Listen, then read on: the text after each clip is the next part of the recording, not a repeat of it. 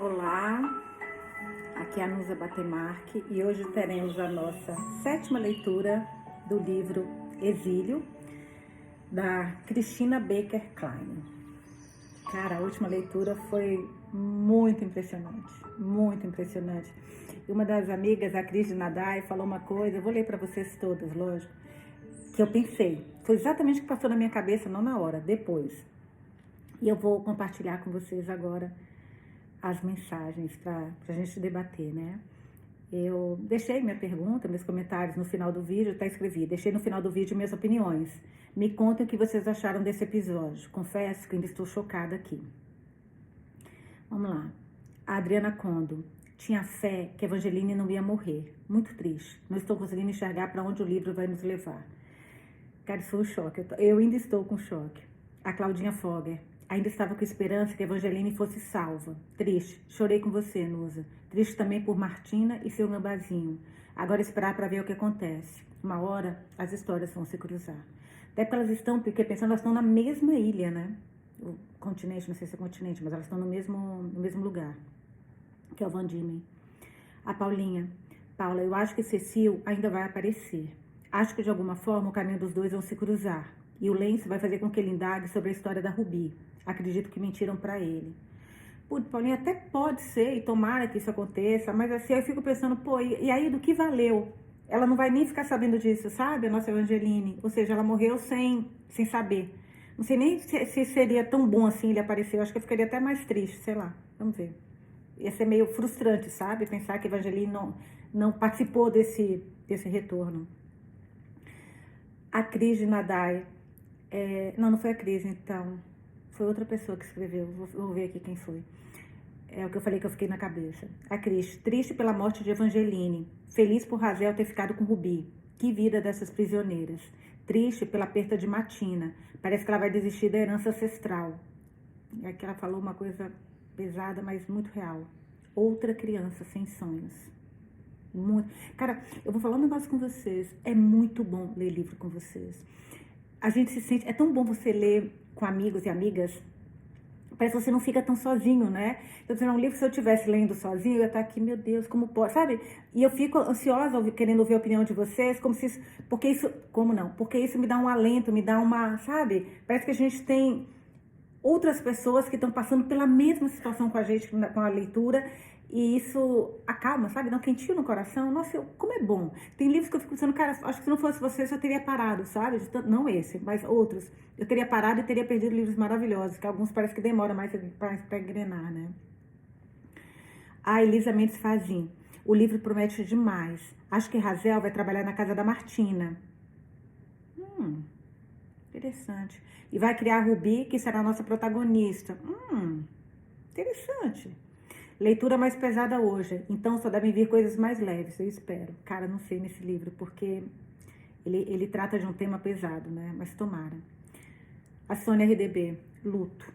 Você só escreveu isso, luto. Falou pouco, mas falou tudo. Adri Martini, querida Nusa, chorei e sofri junto aqui. Esperava outro final para Evangeline e vários roxinhos chorando. Cara, eu também, Adri. A Luísa Breiner, realmente o escritor deste livro sabe muito bem fazer suspense. Chorei muito com a morte da nossa Evangeline e a nossa Nusa precisa ser multiplicada. Ai, que linda! Adorava a sensibilidade dela. Obrigada, meu amor. A Daniele Paiva. Ela falou uma coisa que ficou muito na minha cabeça. Ela escreveu assim: Nusa, já pensei em realizarmos uma leitura via Meet ou Zoom? Nem que fosse uma vez por semana, de 15 dias, adorando a leitura atual. Dani, quando eu li tua mensagem, falei, cara, muito interessante. Eu posso, porque é muito difícil para eu me programar assim, todos os dias no mesmo horário, por conta da minha rotina, que é bem turbulenta, tumultuada, principalmente agora que minha irmã não está tanto comigo, né? Mas eu acho que, por exemplo, a primeira ou a última leitura poderia sim. Porém, teria que ser algum lugar que eu possa salvar o vídeo. Por quê? Porque depois, quem não conseguiu acompanhar, possa acompanhar e vai ficar salvo em algum lugar, que seria no nosso podcast e também no YouTube.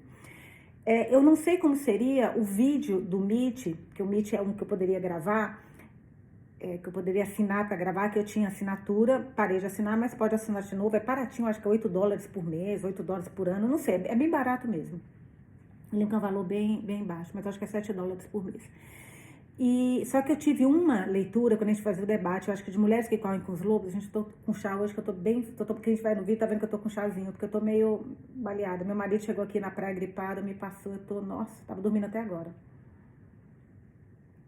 Disse que eu acordei hoje às 10 da manhã. Cara, impressionante como o gripe derruba a gente. Nem sei como é que vai ser durante a semana. Mas voltando. E na hora do debate de mulheres que correm com os lobos, eu passava o link pra todo mundo, passava nas redes sociais e tal. Cara, entraram umas 2 ou 3 pessoas, ou talvez a mesma pessoa, e começou, eu fiquei tão traumatizada, começou a colocar vídeos pornográficos. E eu não sabia como tirar, eu até tirava a pessoa, demorava, mas conseguia tirar a pessoa, só que como ela tinha o link e eu já tinha aceitado, ela entrava de novo. Ela, não sei. Foi muita maldade, muita maldade. E eu fiquei num trauma tão grande que eu me lembro que eu acho que foi uma das últimas do Mulheres Correm com o Lobo, que eu terminei e falei, cara, eu não vou mais gravar vídeo, eu não vou mais distribuir link pra lugar nenhum. Tanto que eu comecei a colocar o link só no canal do Telegram, que eu nem tenho mais. Porque quando não tenho mais essas leituras coletivas de outro formato, como a gente fazia no ano passado, que era no Meet, eu tirei. Mas foi assim, foi muito traumático pra mim, muito traumático. Eu pensei, posso ler no Instagram, mas nem todo mundo tem Instagram, às vezes tá no Facebook, no YouTube, mas tudo bem, lá também eu conseguiria salvar e eu acho que eu conseguiria fazer. Então, a ideia é muito boa, eu só preciso pensar como fazer isso, sabe? Como realizar, mas eu adorei a ideia, adorei. Vou pensar com muito carinho. A Eris Lúcia, misericórdia, que episódio foi esse? Passada. A Julinha, Júlia Siene, já sabíamos o nome do médico? Já sim, Julinha, é Dr. Dan, né? Já, desde que ele apareceu a primeira vez, já apareceu com o nome dele, porque eu acho que ela perguntou, Evangeline. Demorei para entender de quem estavam falando. Absurdo ninguém fazer nada. Alguém fala para deixar morrer, a pessoa acata essa ordem ridícula? Todos erraram. No fim, a vida dela não valia para ninguém ali. Você tem toda a razão e eu fiquei pensando nisso. Falei, cara, por que o médico não pulou mesmo assim? Porque ele é muito ético, né? Ele poderia ter pulado, mas eu fiquei pensando, se ele ia contra a opinião do capitão, significava que provavelmente se ele pulasse, ele ia morrer junto com a Evangeline, porque o capitão não ia mandar buscá-lo, nem a ela, sabe? Porque o capitão tem a lei, seria um desacato a ele, ao capitão, quando o Dr. Danner falou não, quando ele falou não vai, e ele foi. Eu acho que pode ser isso. Acho. Não tenho certeza, mas você tem razão no ponto. A vida ali não valia nada pra ninguém. Mas o Dr. Dani e a Razel ficaram muito arrasadas. Eu livre também. A Cristiane Barros, por isso que eu confundi. Foi Cris, mas outra Cris, que escreveu uma coisa que eu pensei, cara, exatamente nisso. Que coragem, que ousadia. Olha isso. Nem acredito que a autora matou uma protagonista na metade do livro.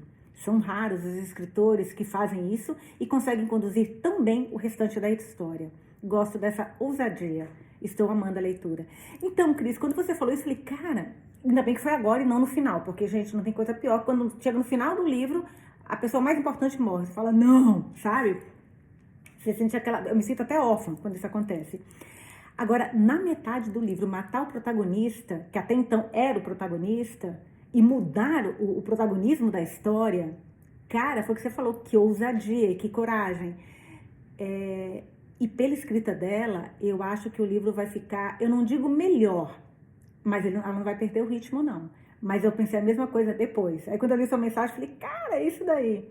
Cara, né? Como é que mata? Que coragem. Porque muitas pessoas vão falar, meu, o livro agora, a chance de você matar a protagonista e manter o livro, a emoção no livro, não é pra todo mundo, não. A Josefa Silva. Gente do céu, será que não há possibilidade de Evangelina aparecer? Josefa, quer dizer, no livro a gente nunca sabe, né? Mas eu acho muito difícil, porque ali ela afogou. Tem que ser, pra você salvar do afogamento, tem que ser na hora. Então, e ela, como ela falou, ela não sabia nadar. Então, acho que as chances são mínimas, sabe? A Nívia Rantorne Anitta. Nusa, por mim teríamos leitura todos os dias sem tréguas, pois são ponto alto da minha manhã. Leitura densa hoje, triste pelas perdas e sem palpites para o desenrolar. Chorei contigo. Aliás, eu fiz uma enquete ontem, quando eu coloquei o vídeo, perguntando se vocês queriam respiro ou não aos domingos. Para quem estiver atrasado, conseguir pegar a gente, e também se vocês quiserem ler outro livro, fazer outra coisa, enfim. Então, um pouquinho. Tomando chazinho. Só que ontem, gente, juro, tava muito esquisita a enquete. Era assim, 3 sim, 3 não. 4 sim, 4 não. 5 sim. Falei, cara, tá esquisito isso. Tipo, não pode ter empatado, a cada voto empata. Falei, não tem. Aí eu coloquei de novo, excluí a primeira, fiz nova. Então, quem votou ontem quiser votar de novo e puder votar de novo para eu saber, mas por enquanto tá acho que 70% para não ter respiro. A Letícia Furquim Zanato, Nusa, muito forte essa leitura, nos deixa perplexos mesmo, e numa torcida imensa por um bom desfecho, mas quando não tiveram essa sorte, mas quantos não tiveram essa sorte, não é? Isso mesmo, eu também acho. A enquete tá 30% para sim, concordando com o respiro, e 70% não, que prefere sem respiro. Mas era muito louco, eu falei, cara, não tem como ser, sabe, empatado, toda vez empatado? Eu falei, não tem algo de errado, e tinha mesmo, porque agora tá direitinho, agora tem diferença. Vamos ver, gente, o que, meu Deus do céu, nos espera hoje. Embora eu confesse, quando eu falei pra vocês essa coisa do respiro de domingo, e hoje eu tava lá em cima tão mal, que falei, meu, eu não sei se eu vou ter condições de ler. Eu pensei, qualquer coisa eu leio nem que seja meia hora, explico pra vocês, né, senão vocês não entender nada, porque ia ficar sem leitura. Mas eu acho que eu tô um pouquinho melhor, acho que dá pra fazer a leitura completa assim. Vamos lá, estamos em Cascades. Cascades? Esse lugar acho que é novo, né? Cascades, 1840-1841. Após despertarem com o toque de um sino, então Cascades provavelmente deve ser o presídio, né? As mulheres se vestiram rapidamente na escuridão e se enfileiraram no pátio gelado da cozinha para comer mingau antes de acompanhar mais um sermão interminável. Ao deixarem a capela, uma fila de cidadãos livres ocupava o pátio central para escolher as condenadas que trabalhariam para eles.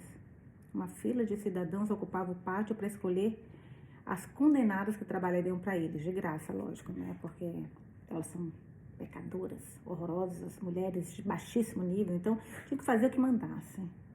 Pagamento? Lógico que não, né, gente? Imagina. Quer dizer, não sei, mas eu acho difícil. Razel se juntou ao grupo de mães e amas de leite que aguardavam no portão para caminharem até o berçário. Foram informadas de que o local ficava na rua Liverpool, perto do cais. Acompanhadas por um guarda, as mulheres fizeram o caminho inverso do dia anterior, passando pelo muro alto de pedras de Cascades, antes de virarem à esquerda e atravessarem a ponte sobre o rio Fedorento e subirem a rua Maquari. A neblina descia espessa do topo da montanha na direção delas, um teto falso para um mundo de clausura. Lagartos verdes atravessavam a estrada em rompantes velozes. Pássaros azul real sobrevoavam as árvores. Conforme seguiam em silêncio, Razel admirava a beleza desse novo mundo. Os arbustos de flores roxas, a grama dourada ao lado da estrada brilhando de orvalho, o mato alto cinza. Ela pensou no seu bairro em Glasgow, onde tinha que percorrer com cuidado ruas compridas cobertas com uma pasta de carvão e adubo, e ficar atenta para evitar o lixo que as pessoas jogavam pela janela. Aquele quarto entulhado onde ela morava com a mãe, com uma única janela embaçada que não permitia a entrada de ar nem de luz. A sujeira no chão, que se transformava em lama quando chovia. A água do rio Clyde era tão letal que a maioria das pessoas, crianças e idosas, preferia beber cerveja. Onde crianças tão pequenas, aos 6 anos de idade, trabalhavam em fábricas e mineradoras e eram enviadas às ruas para roubar para os pais, como Razel havia feito. Mesmo assim, sua vida em Glasgow não era só angústia e desespero. Havia muitas coisas das quais sentia falta. Ela adorava caminhar pelas ruas sinuosas de pedras que desembocavam em lojas em West End, repletas de cachecóis coloridos, luvas de couro, vestidos de tecidos brilhosos. Amava cutucar a massa crocante de uma torta escocesa e senti-la derreter na língua. Carne moída com purê de batata, a raridade de um pavê de sobremesa. O doce amanteigado do biscoito champanhe, beber chá de camomila adoçado com mel na mesa da cozinha em noites de inverno, soprando o vapor para resfriá-lo. Ela lembrava que a sua mãe punha maçãs em um jarro de cerâmica com alguns dentes de alho, um pouco de açúcar, casca de limão e um copo de vinho tinto. Depois de uma hora inteira na lareira, a mistura virava um purê delicioso que elas comiam da colher, direto do pote. Razel sentiu uma saudade repentina da sua mãe e logo em seguida, com a mesma velocidade, uma pontada de raiva. Ela estava ali naquele lugar terrível por causa dela. Razel não achava que conseguiria perdoá-la um dia. O prédio onde ficava o berçário estava dilapidado. Dentro dele, o ar tinha cheiro de vômito e diarreia. Razel caminhou até uma ala com pequenos cômodos à procura de Rubi. Os bebês, em grupos de 3 ou 4, ficavam deitados em berços, aquilo que a gente falou ontem, com colchões imundos e e cheios de pulga. Bebês. Bebês. Ai, e essas pessoas que cuidavam das condenadas ainda se achavam as pessoas corretas e as condenadas os errados, os pecaminosos, né? Com bebês. O que esses bebês têm a ver? Mesmo se as mães fossem erradas, condenadas, bandidas, desavergonhadas. O que esses bebês têm a ver com isso? Só tomar um chazinho. Vocês vão ter que ter paciência, porque eu vou ter que tomar um chá o tempo inteiro, que me dá um quentinho na garganta. Os que eram grandes o suficiente para engatinhar e andar, olhavam para ela em silêncio, como filhotinhos em uma gaiola. Por que eles estão tão quietos? Perguntou ela ao guarda. Ele deu de ombros. Muitos estão um pouco doentes. Alguns dos maiores nunca aprenderam a falar.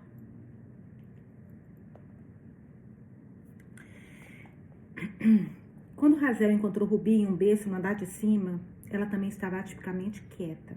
Razel a pegou no colo e a levou ao trocador. Seu cocô era de um verde preocupante.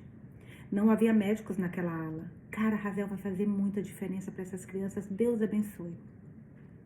Nada de remédios ou outros suprimentos.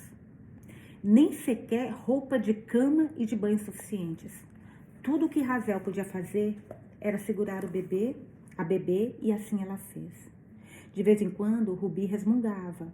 Razel sabia que ela estava com fome, mas não havia nenhuma ama de leite disponível. Ela teria que esperar. Depois de cerca de 1 hora, uma mulher que parecia exausta apareceu na frente de Razel e pegou Rubi no colo. Sem dizer uma palavra, ela passou o bebê com agilidade por debaixo do braço e a colocou em seu peito. Você sabe o que está fazendo? Disse Razel. Tenho prática. Quantos bebês você amamenta? No momento 4. Eram 5, mas uma expressão triste dominou seu rosto. Nem todos resistem. Razel assentiu, a respiração presa na garganta. Deve ser difícil às vezes. A mulher deu de ombro. Você se acostuma. Quando meu pequeno morreu, eles me deram opção. Eu poderia ficar na ala criminal por 6 meses, torcendo roupa, ou fazer isso. Após alguns minutos, ela afastou o bebê e começou a botar o vestido. Rubi girou a cabeça para os lados, abrindo e fechando a boca. Ela ainda está com fome, afirmou Razel. Sinto muito. Esta vaca está seca. No fim do dia, Razel ficou vagando perto do berço da Rubi, sua voz presa na garganta, seus olhos brilhando com lágrimas. Por favor, deixe-me ficar com ela e ajudar os outros também, implorou ela para o guarda. Você será reportada como desaparecida e ganhará mais anos na sua sentença. É isso que você quer? Durante a noite inteira em sua rede, Razel se virou de um lado para o outro. Na manhã seguinte, ela foi a primeira a subir a rua íngreme, a primeira a entrar no berçário. Rubi estava bem. Mas outro bebê em seu berçário, um menino, tinha morrido durante a madrugada. Onde está a mãe dela? Perguntou Razel ao guarda quando o corpinho foi levado embora. Muitas delas nunca aparecem por aqui, respondeu ele. Elas preferem servir o tempo na ala criminal e seguir a vida. Não posso culpá-las. Razel percebeu que mesmo as tantas que apareciam ficavam indiferentes, com os olhos vagos e o rosto pálido, concentradas em si mesmas. Algumas mal olhavam para seus bebês. O menino que havia morrido seria enterrado em um cemitério de crianças, na esquina da rua Harrington e Dave. O guarda contou a Razel em um caixão de compensado de madeira. Eles esperariam até o fim do dia, caso houvesse mais algum incidente. Naquela noite, Razel encontrou Olive no pátio principal com Lisa, a tesoureira desonesta, e algumas novas amigas. Podemos conversar? Precisa de algo? Razel foi direto ao ponto. Você tem que amamentá-lo, Liv. Já lhe disse, não quero alimentar 6 porquinhos. Você pode dizer ao médico que só tem leite para alimentar 1. Ela sacudiu a cabeça. Ouvi dizer que lá é nojento. Rubi vai morrer se você não for. Você é uma típica desesperada, não é, Razel? Olive balançou os braços no ar, imitando um gesto de pânico. As mulheres ao redor riram. Estou implorando. Cara, que decepção da Olivia, talvez ela esteja fingindo, não sei. E que surpresa, boa surpresa a Razel tá sendo, né? E que era mais, enquanto a Olivia estava lá toda simpática, a Razel era mais birrenta, né? Estou implorando, falou Razel, ignorando-as. Ela respirou fundo. Pense em Evangeline. Era um golpe baixo evocar o nome da amiga falecida, ela sabia. Mas Razel não tinha vergonha alguma. Bebês morrem todos os dias naquele lugar e são jogados em uma cova coletiva para apodrecerem. Sequer tem direito a um funeral decente. Olivia tem um suspiro alto e cheio de frustração. Ai, minha Nossa Senhora! Exclamou ela, revirando os olhos. Mas na manhã seguinte, e todas as manhãs depois, quando Razel apareceu no pátio, lá estava Olivia, esperando com as outras amas de leite e as mães para caminhar ao berçário. Um dia, enquanto caminhava ao lado de Olivia pela rua Maquari, Razel viu um pé de sálvia no acostamento da estrada e correu de onde estava, na fila, para pegar umas folhas. Quando estava juntando-as, guardando-as no bolso de avental, uma condenada atrás dela perguntou: o que você está fazendo? Razel se virou para ela. Era a mulher da trança grisalha que ela havia visto no pátio quando chegara. Vou fazer um cataplasma, respondeu ela, para feridas. Você sabe que o seu leite é bom para isso, não sabe? Retrucou a mulher. Razel olhou para Olivia que resmungou. Suponho então que eu seja uma cura milagrosa ambulante. Essa mulher idosa não era uma das mães, nem uma amante da leite. Você é parteira? Perguntou Razel. Sou, e você? Razel assentiu. Trabalhar no berçário não é prêmio para ninguém, mas eu achei que poderia ser útil. A maioria das presas nas salas de parto e no berçário não tem nenhuma experiência. Eu tenho. O nome dela era Maeve, disse ela, Maeve Logan. Ela vinha do interior da Irlanda, um lugar chamado Roscommon. Sempre foi uma pessoa expansiva, que expunha suas reclamações. Alguns até acusavam de ser bruxa. E talvez fosse, de fato. Seu senhorio morrera um dia após ela amaldiçoá-lo por deixar seus empregados famintos. Apesar de não haver evidências de que estivesse envolvida, Maeve foi condenada por insurreição, 7 anos. Ela estava na terra de Van Diemen havia 4. Ao longo das semanas seguintes, enquanto Olivia ficava com Ruby, Razel começou a trabalhar com Maeve para melhorar as condições do berçário. Elas ferveram água para lavar as roupas de cama e as levaram para o lado de fora para esfregá-las. Eu adoro esse tipo de mudança. Cara, eu adoro pessoa que chega e dá uma mudança pro bem, lógico, né? Faz uma revolução no lugar, sabe? E nessas condições, não precisa muito para fazer uma revolução. Razel, gente, quem diria? Aquela menina mal-humorada, me conta? Quem diria? Varreram o chão. Para reduzir a febre, deram banhos nos bebês em água com limão. Para urticária, fizeram chá de erva gateira. Nossa, nunca ouvi. Maeve ensinou Razel a identificar plantas locais e como usá-las. A casca de árvore de eucalipto fervida podia virar chá contra febre e dor de cabeça. A seiva de eucalipto branco era boa para queimaduras. O suco de planta vassoura vermelha acalmava dor de dente. O néctar da flor de eucrifia curava infecções e outras feridas. Algumas das plantas nativas eram perigosas e perigosamente tentadoras. Ingeridas em pequenas quantidades, produziram uma sensação de prazer, mas se usadas de forma errada, podiam causar alucinações ou até morte. Óleo amarelo de árvore de sassafrás, a combinação de ingredientes que faziam o absinto, erva de sezões, risopo, semente de anis e erva doce, marinados em uísque. Maeve apontou para um arbusto do outro lado da estrada, com flores rosa claras compridas que pendiam de cabeça para baixo. Trombeta de anjo. É linda, não é? Comer essas flores faz suas angústias desaparecerem. O problema é que, se comer demais, ela pode te matar. Ela riu. Tem esse nome porque é a última coisa que você vai ver antes de ascender aos céus. Trombeta de anjo. Razel aprendeu que a vida em Cascades era basicamente... Aliás, eu vou pesquisar depois, gente, essa palavra. Deixa eu só marcar aqui. Ai, não tem aqui. Cascades. Ok, vou lembrar. Cascades. Porque é o início do capítulo. Porque eu quero ver se existiu mesmo. Eu acho que sim, mas eu quero pesquisar isso no Google. Razel aprendeu que a vida em Cascades era basicamente esperar na fila. As mulheres faziam fila para pedaço de pão e do mingau que recebiam no café da manhã, para a caneca de sopa de pato no almoço e para a sopa de rabada engrossada com vegetais velhos no jantar. Elas faziam fila para ir à capela e para fazer suas tarefas. Na revista de domingo, elas faziam fila no segundo pátio, viradas para o muro, para serem brutalmente apalpadas à procura de contrabando.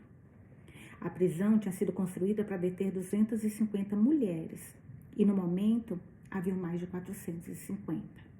Só havia 8 funcionários, o que significava tanto que as detentas se safavam de muita coisa, como eram punidas com severidade se fossem pegas. Elas contrabandeavam rum e vinho trocado por favores em suas tarefas externas. Enterravam tabaco e cachimbos, chá e biscoitos ao lado da tubulação da água e atrás de tijolos no pátio.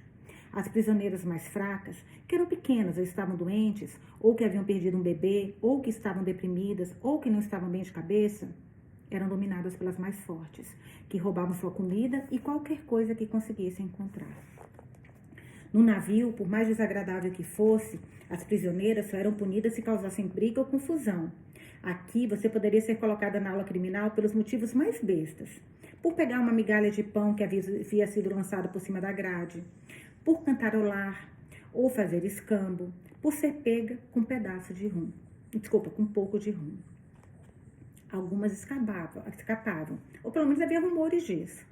2 mulheres, supostamente, usaram colheres afiadas para cavar um túnel e saída solitária. Outras diziam, rasgou seu lençol em várias tripas de pano e amarrou-as umas às outras para fazer uma corda e escalar o muro de pedra. Mas a maioria não se arriscava. Elas serviam seu tempo em silêncio, na esperança de conquistar a liberdade antes de ficarem velhas ou doentes demais para aproveitar a vida. Na revista de domingo, o superintendente anunciou que seria construída uma expansão, uma segunda ala criminal com mais de 100 celas novas divididas em 2 fileiras de nível duplo. 2 dias depois, chegou uma equipe de homens condenados, vindos de prisões da ilha inteira. Com homens dentro da fábrica regularmente, as mulheres tinham acesso a gin, rum, chá e açúcar, que trocavam por favores e pão fresco, assado na cozinha. Olive se juntou a um grupo indisciplinado de detentas que se autodenominavam flash mob. Essas mulheres contrabandeavam álcool, tabaco, chá e açúcar em sacos de carvão ou amarrados em vassouras lançadas por cima do muro. Elas desfilavam pela prisão usando cachecóis e calças de seda, praquejavam para todos ouvirem e bebiam até desmaiar. Desafiavam as ordens do superintendente, cantavam músicas obscenas em alto e bom som e gritavam uma com as outras no pátio. Ridicularizavam o padre, zombando e gesticulando quando ele passava. Ei, santinho, quer um pouquinho disso aqui? Elas se safavam da maior parte dos delitos que cometiam. E mesmo assim, muitas delas entravam e saíam da ala criminal, alegando ser um preço baixo a pagar pela rebeldia. Olive e Lisa, a tesoureira desonesta do navio, tinham se tornado inseparáveis. Elas encorajavam uma a outra. Olive tinha alterado seu uniforme, cortando e remendando para mostrar parte dos seios e das pernas. Lisa pintava os lábios com suco de uva e os olhos com carvão. Elas cheiravam o pescoço da outra no pátio e beliscavam um bumbum alheio enquanto os guardas viravam de costas. Após subornarem um guarda vulnerável, as 2 até conseguiram dormir juntas na mesma cama. Em uma tarde, quando os vários integrantes do flash mob estavam cantando e dançando no pátio 1, a carcereira chegou, enrubescida, para ver o que era aquela comoção. Quem é a líder do bando? Indagou ela. Normalmente, o flash mob ficava calado quando a matrona aparecia, mas dessa vez elas não fizeram isso. Marcharam no pátio, vibrando e batendo os pés, cantando: somos todas iguais, somos todas iguais, somos todas iguais. Essa é a chance de vocês declararem que não fazem parte de um motim, gritou a senhora Hudson. Todas vocês correm o risco de uma punição severa. As mulheres vaiaram, bateram palmas e estalaram a língua. No caos do momento, Olive conseguiu escapar da vista da matrona, mas 9 detentas foram enviadas à ala criminal por 6 meses, com um mês na solitária depois disso. E 2 das responsáveis por instigar as outras tiveram alguns anos adicionados à pena. Hazel assistia tudo à distância. Ela não estava interessada em se meter em nada daquilo. Seu único objetivo era ganhar sua passagem de volta o quanto antes, por bom comportamento, como ocorria com algumas mulheres, e começar uma nova vida para ela e para Ruby. Ai, que linda! É filha dela, né, gente? Ai, que linda! Em algum lugar seguro e livre. No auge do verão, o sol era tão quente que queimava a ponta das folhas das árvores e assava a terra na rua Maquari até rachar. Mas nas profundezas do vale, dentro dos muros altos da pedra de prisão, era escuro e úmido. O chão de pedra normalmente ficava molhado e escorregadio. Quando o riacho transbordava, o lugar inteiro ficava com água suja até a altura do tornozelo. Era um alívio sair dali todo dia, caminhar até o berçário, passar por casebres pitorescos, com cerca de estacas impecáveis e montanhas com plantação de trigo ao longe, onde cabras pastavam.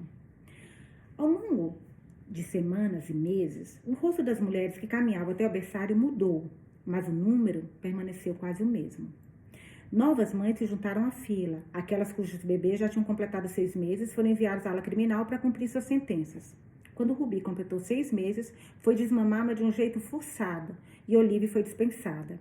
Razel só pôde continuar indo ao berçário porque tinha aptidões na sala de parto e no tratamento das doenças dos bebês.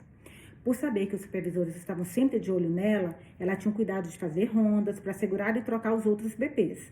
Mas seu coração insistia em levá-la de volta para Rubi como se estivesse conectada a este bebê por um cordão. O que você tem de tão especial? Perguntou uma mulher uma noite em uma voz alta e rouca, na rede atrás dela, de volta em Cascades. Nós estamos dando tudo de nós e você pode ficar cantando para bebês dormirem? Razel não respondeu. Ela nunca ligara para o que as pessoas pensavam dela. Era uma das vantagens de ter sido subestimada a vida toda. Desde que tinha idade suficiente para discernir as coisas, ela se preocupava em sobreviver. E só. Estava simplesmente tentando ficar viva. E agora, manter Rubi viva. Nada mais importava. Outro capítulo, agora a gente vai para Robert Town, que é a matinha, meu Deus. Não, peraí. Que agora começou com Razel, mas acho que é, mas vamos acompanhar. Página 198. Uma manhã, quando Razel chegou ao berçário, Rubi tinha sido sumido. Ela havia sido levada para o orfanato Queens, em Newtown, disse o guarda, a 6,5 km de distância. Mas eu não recebi nenhum aviso, esbravejou Razel. Ela só tem 9 meses de vida. Ele deu de ombros. O berçário está lotado, outro navio está chegando daqui a alguns dias. Você pode visitá-la no fim de semana. Cada minuto que Razel passava no berçário, eu não lembrete de que Rubi estava sozinha. A preocupação se instalara dentro dela como um parasita, corroendo-a por dentro com o passar dos dias e fazendo acordar sufocada durante a noite em sua rede. Rubi, a 6,5 km de distância, na mão de estranhos. Os grandes olhos castanhos, a testa larga e o cabelo castanho com cachinhos. Ela já sorria quando via Razel e batia com as mãozinhas nas bochechas, mas era ainda muito pequena para entender porque estava sozinha e o que havia feito para merecer aquele exílio. Razel mal conseguia segurar outro bebê sem chorar. Antes da semana terminar, ela solicitou um novo trabalho. Naquele domingo, Razel se juntou aproximadamente a 2 dúzias de detentas no portão principal de Cascades, esperando para fazer a longa e lenta caminhada até o orfanato. Algumas levavam pequenos presentes, brinquedos e badaluques que haviam conseguido por escambo ou que haviam feito com restos de pano e roupas velhas que costuravam. Mas Razel não levava nada. Ela não sabia que podia fazer isso. A luz delicada no fim da manhã se espalhava sobre o Monte Wellington. O clima estava fresco e ameno. A caminho da Newtown, lentamente, as mulheres passavam por pomares de macieiras, calêndulas amarelas, campos de trigo. Embora o dia estivesse lindo, Razel sequer reparou. Seu estômago revirava, só conseguia pensar em Rubi. Elas subiram uma ladeira. A igreja paroquial, enorme entre 2 prédios baixos, era acolhedora, com torres e arcos de arenito. Mas por dentro era escura e austera. Uma por uma, as crianças foram trazidas para suas mães que aguardavam.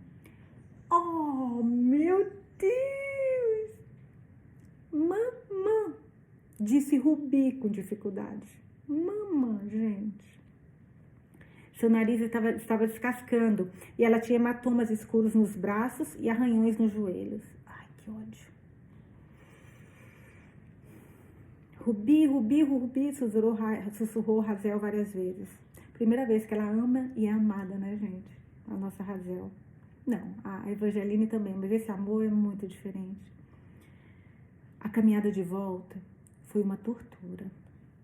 Na manhã seguinte, Razel viu um novo grupo de detentas entrar pelos portões da madeira de Cascades, sujas e assustadas. Ela não sentiu nada além de rancor por elas. Mais mulheres brigando por comida, redes e espaço. Mais bebês se amontoando no berçário. Mais tristeza por todo canto. Hazel estava acostumada com os invernos intensos de Glasgow. Peraí, já tomou. Não, vai estar muito frio. O apartamento em que morava com a mãe era úmido e gelado. O vento passava por debaixo da porta da frente e por entre as rachaduras ao redor da moldura da janela. Mas a temperatura, normalmente amena na terra de Van Diemen, a tinha convencido de que o inverno seria tranquilo. Quando a estação chegou, o frio brutal foi um choque. Ai, eu fico pensando na Rubica. Quem está cuidando dessa menina? Estava escuro e ventava muito quando Hazel se juntou às mulheres disponíveis para trabalhar no pátio principal pela primeira vez, em uma manhã de julho. O chão de arenita estava escorregadio na neve, o céu estava branco, bosqueado de cinza, cor de neve suja. As detentas ficaram paradas em 2 filas, como cavalos, batendo os pés no chão. A respiração delas soltava fumaça no ar.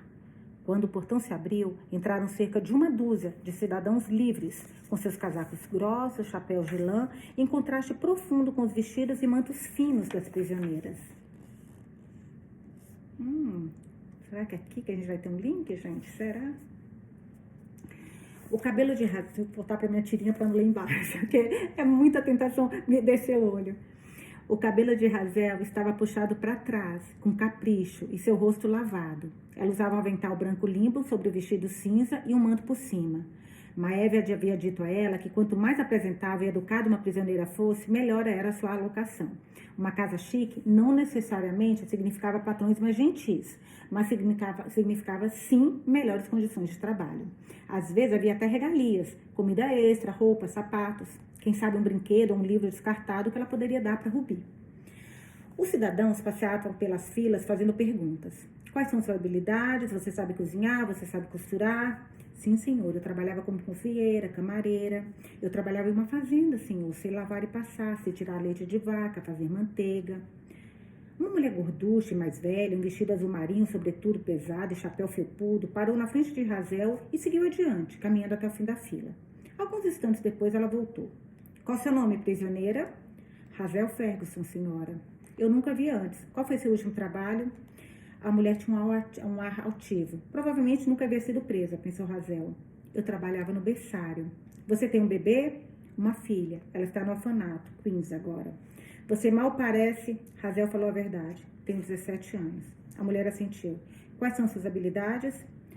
Hazel mordeu o lábio. Ninguém queria uma enfermeira, nem uma parteira. Maeve havia dito. Elas não confiavam em prisioneiras para isso. Sou qualificada para ser empregada doméstica, senhora, e babá. Você tem experiência para cuidar de roupas? Sim. Já trabalhou em uma cozinha? Sim, senhora, respondeu Hazel, embora não fosse verdade. A mulher deu batidinha nos lábios com os 2 dedos. Ora. Eu sou a senhora Crane, camareira do governador de Robert Town. Os padrões da minha equipe são altíssimos. Eu não tolero desleixo nem mau comportamento. Estou sendo clara? O link, gente, o link. Ai, gente, eu amo tanto ler com vocês. Ai, meu Deus, eu queria tanto ter esse negócio, a gente ter algum momento de se reunir, sabe? Ler juntas. Ai, eu gostei da ideia. Eu vou pensar nisso. Eu gostei muito dessa ideia. De repente no Instagram, que eu acho que do Instagram eu consigo salvar e colocar aqui depois. Ai, tomara. Só estou aqui hoje porque tive que dispensar... Bom, voltando, tá? Estou sendo clara? Sim, senhora.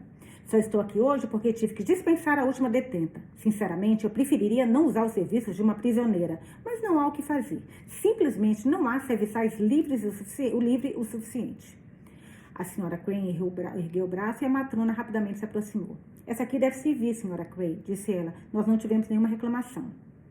Hazel seguiu a camareira pela rua em direção a uma carruagem aberta com assentos azuis reluzentes.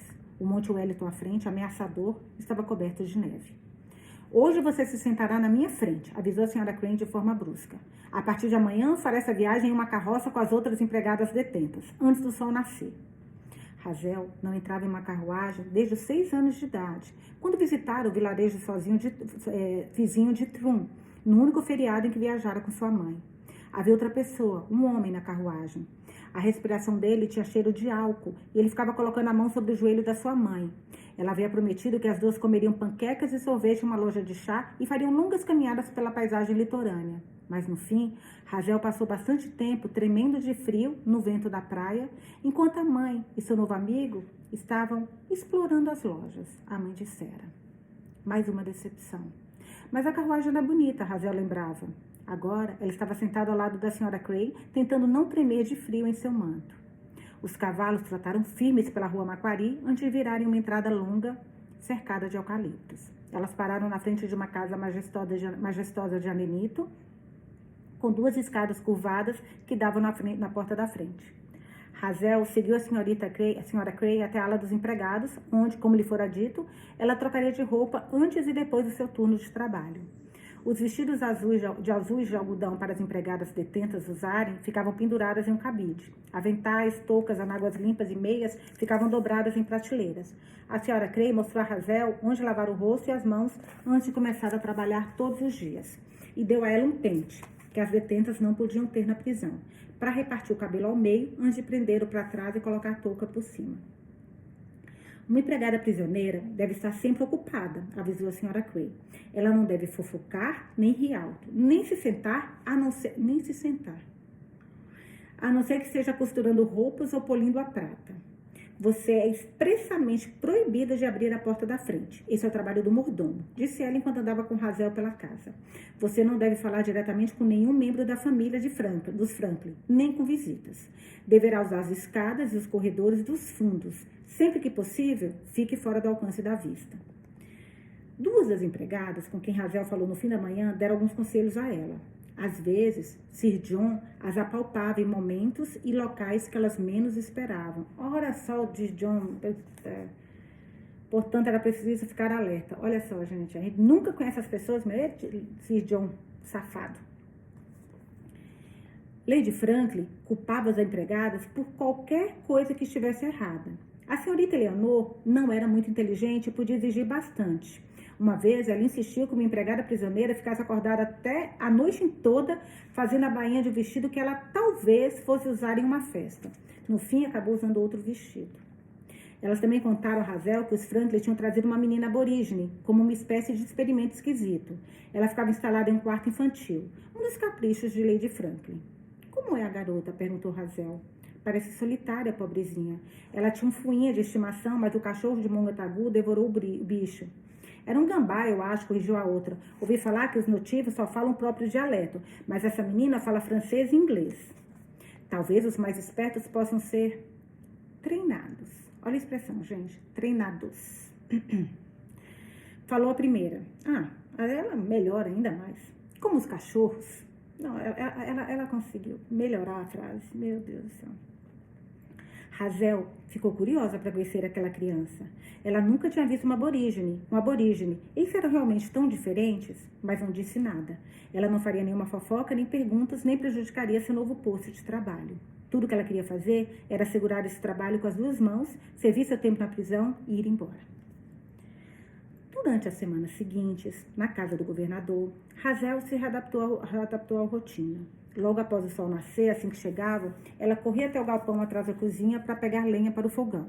Depois de acender o fogo, ela enchia 2 chaleiras pretas enormes com água do poço e as pendurava em ganchos de metal sobre as chamas. Quando a cozinheira chegava, Hazel e outra empregada, prisioneira, vagavam pela casa, acendendo as lareiras na sala de jantar e nas salas de estar, para que estivessem aquecidas quando Sir John e Lady Franklin saíssem dos seus aposentos. As empregadas varriam a entrada e os degraus da frente da varanda. E arrumavam a mesa do café da manhã para a família. Depois, atravessavam o pátio externo até a cozinha, para fazer torrada e encher pequeninos potinhos de manteiga. Pequenos potinhos de manteiga. Enquanto Lady Franklin e Sir John comiam, elas arrumavam os aposentos deles e se ajoelhavam na frente das lareiras, varrendo cinzas e limpando as grades. Depois abriam janelas e arejavam os colchões de pena, virando-os e afofando-os. Como esses colchões macios eram tão diferentes daquelas redes duras de cascades.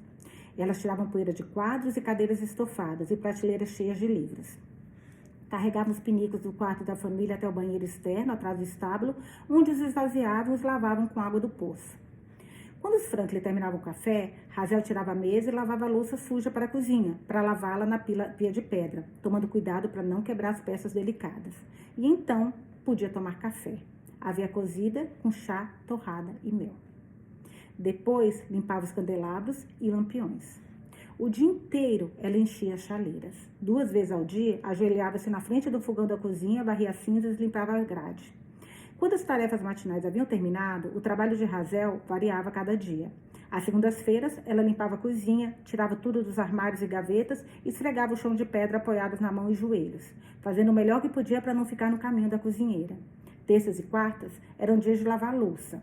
Ela tirava as roupas de cama e coletava as roupas sujas em cada quarto, retirando botões e laços antes de afundá-las em uma bacia enorme de cobre.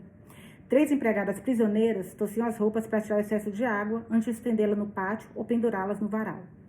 Era inevitável que as empregadas ficassem encharcadas. Elas tinham que trocar a roupa e vestir o uniforme seco antes de pendurar as roupas para secar. Hazel recitava rimas de Mamãe Ganso que se lembrava da infância. Histórias sobre um garoto que escorregava montanha abaixo e quebrava a cabeça. E da ponte de Londres pegando fogo e de um homem que ia dormir e batia a cabeça e não conseguia acordar de manhã. Com 1 ano de idade, Rubi já balbuciava. Os versos a deixavam maravilhada. Mas Hazel não conseguia deixar de parar de pensar na dor e na calamidade subtendidas nas palavras. Uma criança sangrando, uma ponte em chamas, um homem morrendo na cama. Quando o pé quebrar, desaba o berço parrudo e o bebê vai cair com berço e tudo. Essas rimas antigas eram terríveis, né? Lembra do vou atirar o pau no gato? Gente, olha essa música. Eu cantava essa música. Vou atirar o pau no gato, mas o gato não morreu, réu. Para, olha as músicas que a gente cantava. As rimas, agora ela está falando dessa rima dela. As rimas lhe pareciam nefastas agora, como se fossem presságios. A cada semana, Rubi ficava mais pálida e mais abatida. Ela não mais se agarrava a Hazel quando ela chegava, nem chorava copiosamente quando ela partia. Tinha se tornado quase indiferente, analisando Hazel com frieza. Após alguns meses, Rubi tratava Hazel como uma estranha benevolente.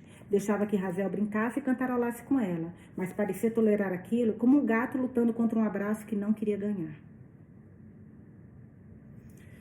Em um domingo, os braços de Rubi estavam com hematomas. Na outra semana, marcas vermelhas eram visíveis atrás de suas pernas. Alguém machucou você? Perguntou Hazel, tentando olhar dentro dos seus olhos. Rubi recuou, incomodada com a intensidade de Hazel e pequena demais para entender o que ela estava perguntando. Quando Hazel reclamou com o guarda, ele levantou o queijo dela e respondeu: nenhuma marca surge em uma criança que não merece. O coração de Hazel era uma ferida que não conseguia cicatrizar. O que estava acontecendo com Rubi que ela não sabia? Cara, você como uma mãe, tenta pensar. Ou se você tiver um animalzinho de estimação, que pra gente é que nem um filho, tá? Fecha o olho e pensa que você é obrigada a abandonar seu filho, esse seu serzinho que você ama. Você não pode fazer nada. Você está vendo que estão maltratando, batendo, e você não pode fazer nada. Fala. Vamos lá. O que estava acontecendo com Rubi que ela não sabia? Tudo. Olivia estava parada na parte de dentro do portão principal de Cascades, esperando por ela, quando Hazel voltou da casa do governador uma noite. Hazel não havia fazia muito tempo. Ela havia sido condenada a passar 3 semanas na ala criminal por profanação e desobediência, o que não era surpresa alguma. Ela ergueu o queixo na direção de algumas mulheres do outro lado do pátio e disse: você precisa ter cuidado. Algumas mulheres acham que você está recebendo tratamento especial. Primeiro os aposentos do médico no navio, depois o berçário, agora a casa do governador. Hazel assentiu. Ela sabia que Olivia estava certa. Outras prisioneiras viviam em condições bem ruins. Seus patrões bebiam, faziam-nas trabalhar feito escravas e batiam nelas. Quantas mulheres estavam grávidas naquele momento sem terem desejado? Ela tinha visto mulheres fazerem quase de tudo para evitar trabalhar, inclusive lamber tubos de cobre para ficar com a língua azul e causar enjoo e vômito em si mesma. Só tenha cuidado, avisou Olivia. Agora nós vamos para Matinha. Abre aspas. É cada vez mais evidente que os aborígenes dessa colônia são, e sempre foram, uma raça bastante traiçoeira. E que a bondade e a humanidade, né? Que sempre receberam dos colonizadores, não contribuíram para que se tornassem civilizados em nenhum nível. Quem falou isso foi George Arthur, governador da terra de Van Diemen, em carta a Sir George Murray, secretário do Estado de Guerra e das Colônias, em 1830. Com certeza, essas cartas devem ser reais, gente. Com certeza. Com certeza. Como é que eu posso ter certeza assim, né? Mas esse George Arthur, eu vou procurar também sobre isso. Vamos lá. Página 211. Residência do governo. Robert Town, 1841. Para Matina, o inverno parecia durar para sempre. O pátio ainda tinha uma fina camada de lama congelada que trincava inteira quando ela passava por cima. Seu quarto não tinha aquecimento. O frio penetrava em seus ossos. Ela vagava pela casa principal à procura de um local onde pudesse se aquecer. Expulsa dos cômodos comuns pela senhora Cray, ela buscava refúgio na cozinha. A senhora Wilson conversava com ela sobre sua antiga vida na Irlanda, enquanto cortava uma pilha de batatas e descoçava uma garrafa de gin atoçado. Ela foi cozinheira em uma casa chique nos arredores de Dublin, mas foi acusada injustamente de roubar peças de tecidos para vender na rua. Sua patroa havia voltado recentemente de Paris com um baú enorme de peças novas, e a senhora Wilson teve a ligeira impressão equivocada de que estava fazendo um favor em se livrar das antigas. Ninguém teria percebido, não fosse pelo guardanapo bordados com monograma. Foi erro dela não retirar o bordado. Ela acreditava genuinamente que sua patroa ficaria agradecida por saber que suas roupas antigas, rasgadas na verdade, estavam sendo reutilizadas. Ela ficaria agradecida por saber que a cozinheira estava surrupiando suas roupas de cama? Perguntou a nova empregada condenada com um sorriso, enquanto passava um lençol nos fundos da cozinha. A senhora Wilson tirou os olhos das batatas e olhou para ela. Não estava surrupiando, estava descartando-os. Você ficou com lucro, não ficou? Não foi minha patroa que me denunciou, resmungou ela. Foi o mordomo. Erro meu. Eu o rejeitei muitas vezes. A empregada sorriu para Matina. O que você acha que Lady Franklin faria se eu tivesse a ideia de furtar uma ou outra passadeira de mesa? Não seja arrogante. Você tem histórico, colheres de prata, eu ouvi dizer, retrucou a senhora Wilson. Foi uma única colher. Dá no mesmo. Pelo menos eu admiti meu crime. Matina alterou o olhar entre as duas. Ela nunca tinha visto uma empregada condenada a desafiar a cozinheira. A empregada piscou para ela. Só estou implicando, senhora Wilson, inventando o que fazer em uma manhã fria e cinza. Você tem sorte de estar aqui, Razel. Deveria saber o seu lugar. A empregada ergueu o lençol e o dobrou pelas pontas. Nenhum de nós tem sorte de estar aqui, senhora Wilson, mas entendi sua mensagem. Espero mesmo que sim, concluiu a senhora Wilson. Alguns dias depois, quando a cozinheira estava fazendo suas rondas diárias no abatedouro, no galpão de leite e no galinheiro, a nova empregada entrou na cozinha novamente com um cesto de roupas. Ela pegou um ferro de passar preto de uma prateleira que continha vários e os colocou sobre os carvões brilhantes do fogão. E então sentou-se em uma cadeira. Puta, não pode sentar. Ai, ai, ai. Ai, meus pés, ela suspirou. Temos que caminhar muito de lá até aqui. Matina estava parada, perto do fogão, aquecendo as mãos. Achei que traziam vocês em uma carroça. Estão nos fazendo andar agora. Dizem que é bom para nós, torturadores cretinos. Matina olhou para ela. Razel era magra como uma planta, com cabelo ruivo encaracolado, puxado para trás e preso debaixo de uma touca branca. Assim como as outras empregadas condenadas, ela usava vestido azul e avental branco. Você está em Cascades há muito tempo? Não muito. Esse é meu primeiro trabalho fora. Ela se levantou da cadeira e enrolou um pano nas mãos, seguiu até o fogão e tirou o ferro de passar de cima do carvão. E você, qual é a sua história? Matina deu de ombros. A empregada lambeu um dedo e tocou na superfície lisa do ferro. Nossa, a gente fazia isso, lembra? Eu fazia isso, né? Para ver se estava quente. Fazia assim, fazia até de quente. Eu morria de medo. Fazia, mas quando era criança adorava. As brincadeiras, Maria. Vamos lá. E tocou na superfície lisa debaixo do ferro, antes de levá-lo para a tábua de passar e colocá-lo sobre um tripé. Onde estão seus pais verdadeiros? Mortos. Os dois? Matina sentiu. Mas eu tenho outro pai. Ele está vivo, acho, na ilha de Flinders. Onde fica isso? Ela desenhou uma linha no ar com os dedos. É uma pequena ilha, ao norte. Ah, você nasceu lá? Sim, é bem longe daqui. Eu vim de barco. Ninguém nunca havia feito essas perguntas a Matina. Nem pergunta alguma, na verdade. Suas respostas soavam estranhas na boca. Elas a fizeram perceber como não dizia nada sobre sua vida aos outros, como a maioria das pessoas não queria saber nada sobre ela. Então você está aqui sozinha, não está? Perguntou a empregada. Digo, há várias pessoas aqui. Ela gesticulou vagamente para o entorno. Mas ninguém está realmente cuidando de você. Bem, a senhorita Leonor... Jura? Não, na verdade não. Matina sacudiu a cabeça. Ela pensou por um instante. Sara costumava cuidar de mim, acho, mas um dia ela parou de vir. De Cascades? Matina sentiu. Cabelo preto cacheado? Ela sorriu, sim. A empregada suspirou. Sara Stupe. Ela está na sanitária, foi pega bebendo. Ah, ela tem que tirar o catrão do centro das cordas? Como você sabe disso? Ela disse que era um trabalho terrível, um bom motivo para não matar ninguém. Ela não matou ninguém, mas os homens precisavam daquela corda para os navios. Vão usar qualquer desculpa para nos obrigar a fazer aquilo. Ela pegou um guardanapo em um cesto, em seus pés e disse: eu posso tentar levar uma mensagem para ela, se você quiser. Tudo bem, eu nem a conheço direito. A empregada esticou o guardanapo na tábua de passar. É difícil ficar aqui. Eu também venho de muito longe, do outro lado do oceano. Como a senhorita Eleanor, constatou Matina pensando no globo que havia em sua sala de aula, naquela enorme expansão de azul. Ela soltou um riso seco. A senhorita Eleanor veio em um tipo diferente de navio. Matina, ela gostava dessa empregada Hazel. Era a primeira pessoa que conhecia este lugar que falava com ela como alguém de verdade. Olhando para as roupas emboladas dentro do cesto, ela disse: eu posso ajudar a dobrar essas aqui. Não, isso é meu trabalho. Matina suspirou. Eu já terminei meu dever de casa, não tenho nada para fazer. Eu vou me meter em encrenca se deixar você me ajudar. Hazel pegou uma pilha de guardanapos da cesta. Mas, talvez mais tarde, eu possa ensinar uma coisa a você. Como fazer cataplasma, para quando você ralar seu joelho. Ela apontou para as ervas secas amarradas penduradas no teto. Primeiro, você pega a semente de mostarda, ou alecrim.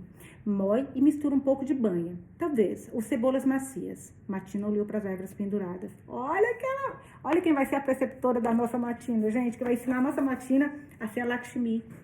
Ou a ser a Hazel, né? A nova Hazel. A Lakshmi era a protagonista do Jaipur. Me escapou agora o nome. Eu tô lendo aqui, eu me perdi. Tatuar Jaipur. Guardião do Segredo de Jaipur, a segunda. A tatuadora. Sei lá. Agora me deu branco. Mas vamos lá. Viagem, né, gente? Eu lendo, vou. Como você sabe fazer isso? Minha mãe me ensinou há muito tempo. Ela ainda está viva? O rosto de Hazel ficou sério. Ela se virou para os guardanapos. Não sei dizer. Para comemorar a chegada da primavera, os Franklin decidiram fazer um jantar dançante no jardim. Em uma breve visita à sala de aula, Lady Franklin anunciou que os estudos de Matina seriam suspensos para que Eleanor a ensinasse a dançar. Se ela vai comparecer ao jantar, precisa aprender valsa e dança escocesa, e dança country inglesa e quadrilha, disse ela a Eleanor. Mas nós estamos decorando a tabuada, retrucou Leonor. Ele está bem na metade. Pelo amor de Deus, aprender a dançar vai se importar muito mais no meio social do que a tabuada, eu lhe garanto. Você quer dizer no seu meio social, respondeu Leonor ofegante. Como é que é? Nada.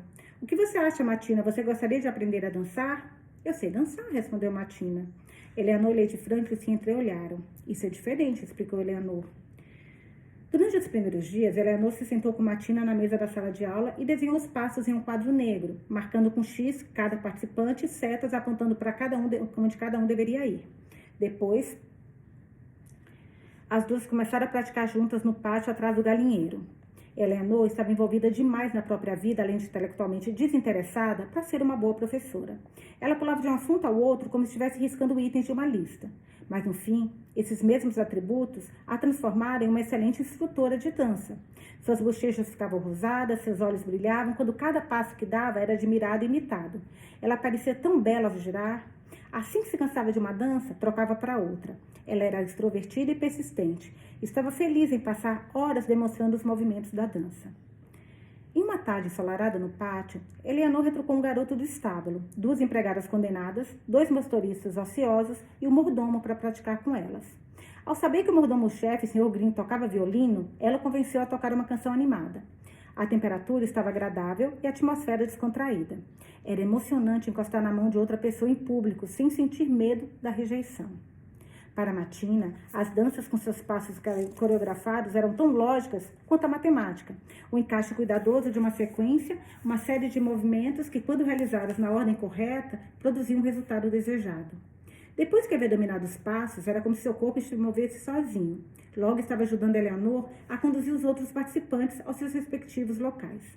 Ela adorava o ritmo das músicas que os faziam se mover. 1, 2, 3, 4, 1, 2, 3, pé para o lado, pé para o outro, para lá, para cá.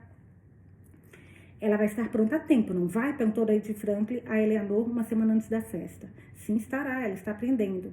A dança dela precisa ser um triunfo, Eleanor. Caso contrário, qual o sentido de incluí-la? O grande evento seria dali a 4 dias, depois 3 e 2. Matina observava enquanto uma equipe de trabalhadores erguia uma enorme tenda de lona no jardim interno e instalava um piso de madeira para a pista de dança. Quando a tenda já estava montada, meia dúzia de empregadas condenadas foram designadas para tegorá-la, comandadas por Lady Franklin, que não fazia nada além de erguer uma xícara de chá, mas era capaz de enxergar uma cadeira no lugar errado ou um pé de mesa bambo a 500 metros de distância. A música tocava na cabeça da Martina de forma contínua. À noite, em sua cama, ela mexia os dedos dos pés. 1, 2, 3, 4. 1, 2, 3, 4. E tamborilava os dedos da mão no mesmo ritmo. Ela dançava em vez de caminhar, mantinha a cabeça ereta e esvoaçava os braços no ar ao decorrer do dia.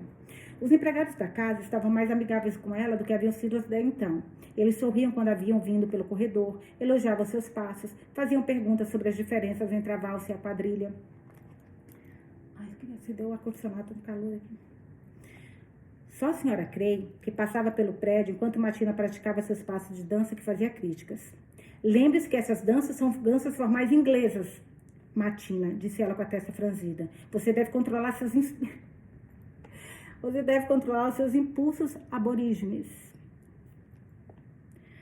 O vestido vermelho ainda servia Martina na cintura, mas estava curto demais, as mangas muito apertadas.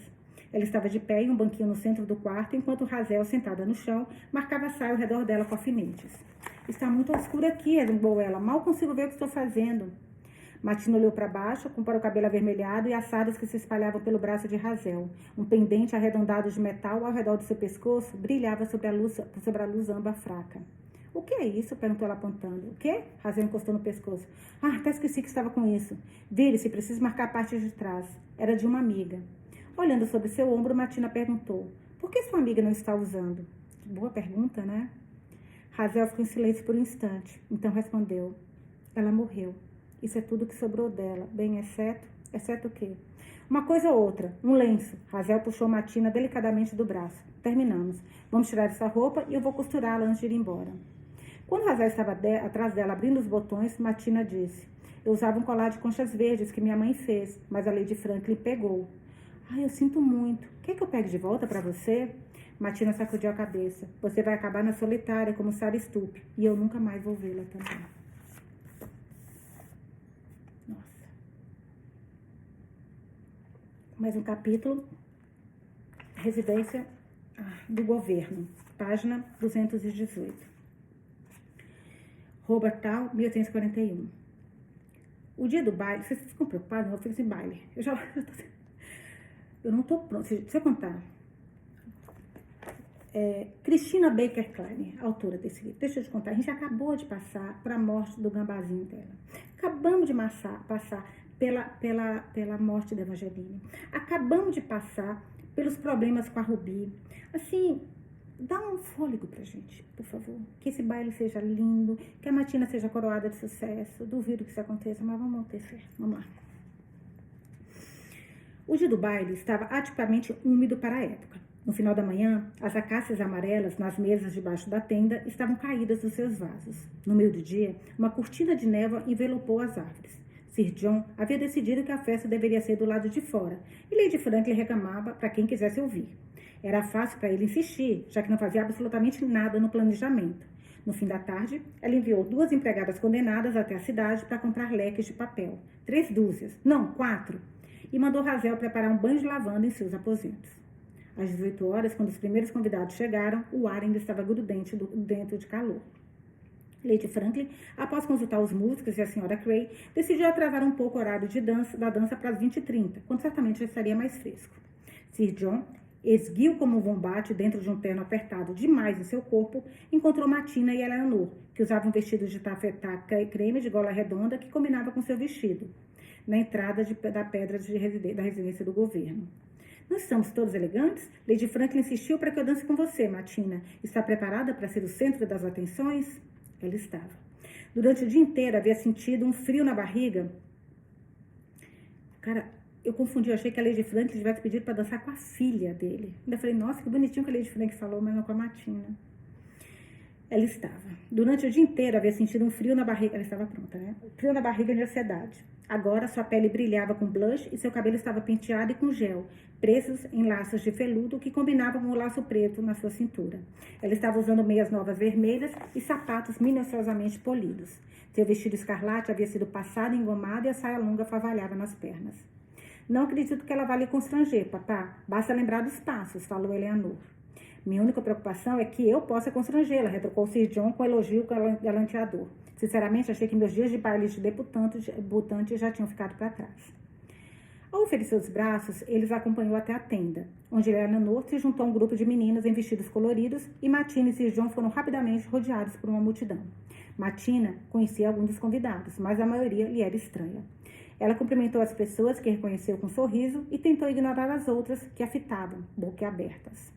Uma viúva rica, com cabelo que parecia um bolo de festa, se aproximou. Ouvi dizer que você adquiriu um selvagem, Sir John, mas mal pude acreditar, e aqui está a coisa. Em um vestido de baile. Uma dúzia de cabeças olhavam para Matina como um cardume na direção de um miolo de pão. Sentindo-se enrubescida, ela respirou fundo e olhou para Sir John. Ele piscou para a garota como se quisesse dizer que a grosseria da mulher era meramente parte da brincadeira. É ela. Boa! Boa, Sir John. É ela, senhora Carlyle. Ele corrigiu a viúva. E ela se chama Matina. A selvagem, digo ela, entende o que nós dizemos? Claro. Na verdade, eu diria que ela entende muito mais do que demonstra, não é, Matina? Ela sabia que o que Sir John estava lhe pedindo que fizesse. Ele queria que ela impressionasse a todos. Ela sentiu majestosamente e disse: você é surpresa de vou comer. Falou em francês, assim, você ficaria surpresa com o que eu fosse falar. Suspiros e uma salva de palmas. Extraordinário? O que ela disse? Nem todo mundo falava francês, é claro.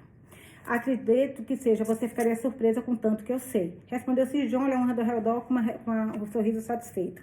Ela é atrevida, essa pequena. Que charme, disse a viúva. Onde você a encontrou? Supermercado. Estava lá na prateleira. Peguei essa coisa. Vamos lá, gente. Uma longa história, falou Sir John. Em uma viagem à ilha de Flinders, nós a vimos saltitando ao redor de uma fogueira descalça e quase nua. Uma primitiva nata. Fascinante. E aqui está ela, de vestido de cetim. Não resisto a exibi-la. Diga mais algumas palavras em francês, Matina, pediu Sir John. Diga mais algumas palavras em francês, Matina. Está bem, então, assim ela faria. Bientôt, je danserai sur le table. Não sei o que é isso. Sir John sacudiu o dedo. Sem dúvida, você dançará comigo, minha querida. Ela andou praticando, eu não. Ela parece bastante confortável com você, divagou uma mulher. Ele fez que sim, com a cabeça em concordância. Os aborígenes são surpreendentemente capazes de estabelecer laços. Devo dizer que estou impressionada, afirmou a viúva. Resgatar essa selvagem de uma vida de ignorância primitiva e proporcionar a ela arte e cultura é uma conquista tremenda, quase tão grandiosa, talvez, quanto conquistar o Ártico. Infinitivamente menos perigosa, completou Sir John. A viúva arqueou a sobrancelha. Isso ainda não sabemos. Quando Sir John estava distraído por uma pilha de bolinhos, Matina fugiu e vagou no meio da multidão. Alguém entregou a ela uma pequena taça com líquido dourado. Puta, ela vai beber. Ai, não. Ok, vamos lá. Com líquido dourado, e ela pegou enquanto se encaminhava para o canto distante da tenda, perto da pista de dança, onde os músicos organizavam seus instrumentos. Um pequeno piano, um acordeon, um violino, uma harpa, uma bateria larga e baixa. Ao vê-los testando os instrumentos e conversando entre si com familiaridade, ela sentiu uma solidão dolorosa. Quando deu um gole da taça, sua garganta foi tomada por um fogo derretido. Depois de um instante, o calor cessou, deixando um gosto doce e quente em sua boca. Ela tomou outro gole e virou a taça inteira. Ai, que medo. Vontade de ler aqui, mas não vou ler no YouTube. Meu olho tá com vontade de descer, gente, aqui para ver o que está acontecendo, mas não vou. Está pronta, ma filha? Perguntou, sei lá o que é isso, ma filha. Perguntou Sir John, fazendo uma reverência até o chão, demonstrando uma formalidade exibida. Lentamente, ele envolveu a mão de Matina em sua luva branca e a conduziu para o Grand Marche. Os convidados começaram a se reunir na pista de dança em pares, seguindo uma fila atrás de John e Matina, como os animais na Arca de Noé, enquanto caminhavam em círculo em torno da enorme pista de dança da madeira, as mulheres coloridas e cheirosas como frésias, os homens eretos e pomposos como pombos. Matina ajeitou o ombro e ergueu o queixo. Ali estava ela, a menina da pintura em seu vestido de cetim vermelho. A primeira dança foi uma quadrilha, uma das suas favoritas. Seguindo a condução de Sir John, ela executou cada movimento de forma fluida, os pés leves e precisos ao deslizar pelo chão. 1, 2, 3, 4. Passo, passo, passo, passo, passo, passo.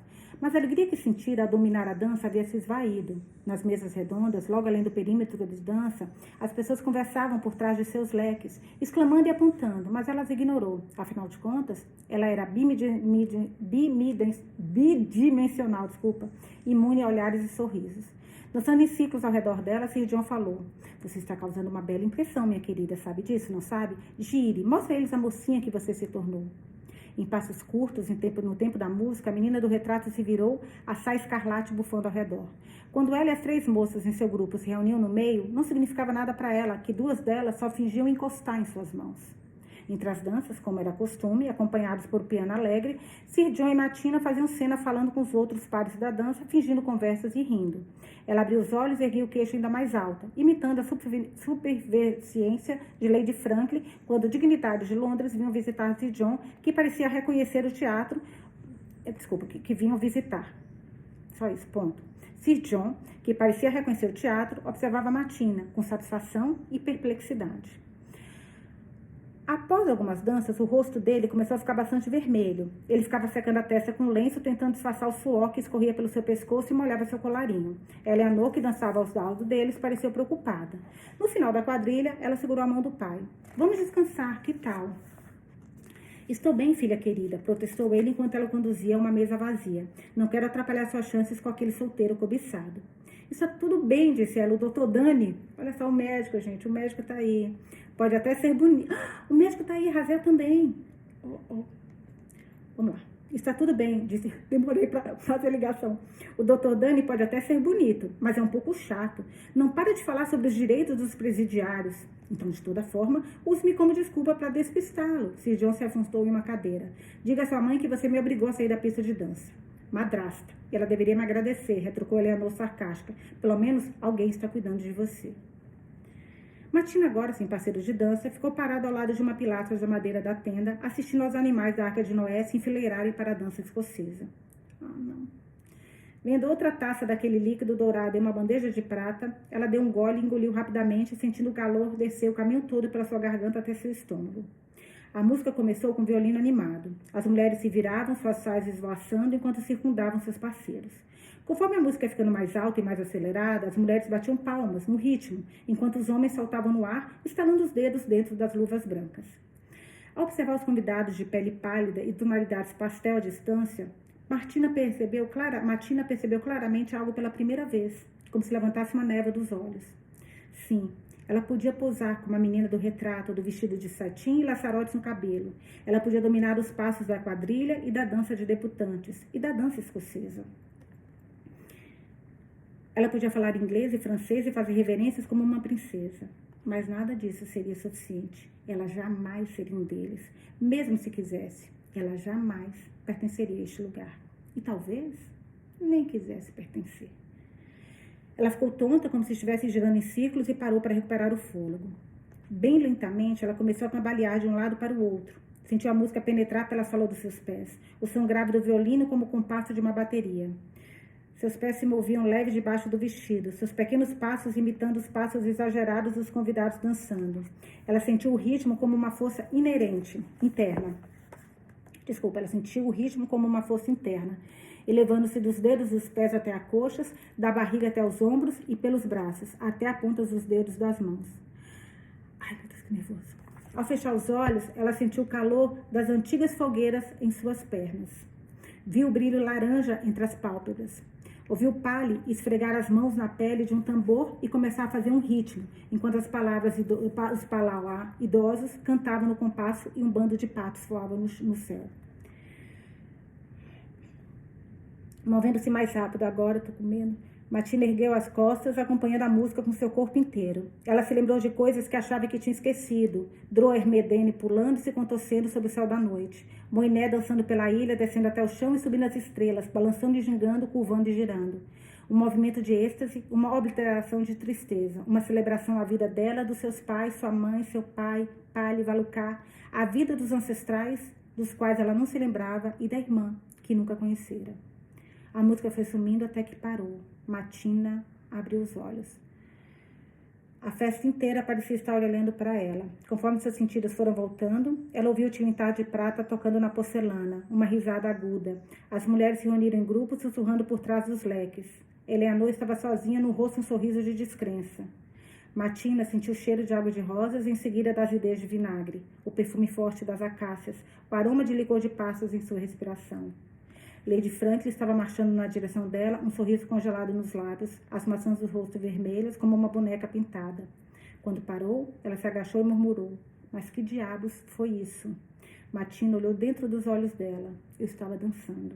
"Você está tentando nos humilhar?" "Não", respondeu ela. "Você está claramente entorpecida." "E eu não sei." Lady Franklin estava tão perto que Martina pôde sentir a vibração da sua raiva. "Reverteu-se ao seu estado de ser natural selvagem?" "Talvez, minha querida", falou Sir John surgindo de trás de sua mulher. "Seja melhor deixar esse infeliz fazer o que quiser." Martina olhou para Lady Franklin com seu pescoço enrugado de pássaro e seus olhos avermelhados, e Sir John suado e desgrenhado em seu terno apertado demais. Os dois pareceram estranhos para ela, ambos assustadores e grotescos. Ela piscou incessantemente para tentar não chorar. Peut-être, não sei o que significa isso. Como faz falta um Google Tradutor aqui. Peut-être, não sei. Depois eu vou procurar e falar com vocês. Lady Franklin suspirou. Levantou seu leque fazendo sinal para a senhora Cray. "Diga à banda para voltar a tocar e leve essa menina para o quarto", exigiu para a empregada desconfiada. "O quanto antes esquecermos esse incidente feliz, melhor." Caraca, gente. Aí eu vou ler só mais um capítulo. Só tem mais um que eu quero saber o que vai acontecer. Pelo meu cronograma eu acabava aqui, mas... Ai, gente, só mais um. Não, já tem 1h15, não dá, senão vai ficar muito longo. Ai, droga. Mas amanhã eu volto.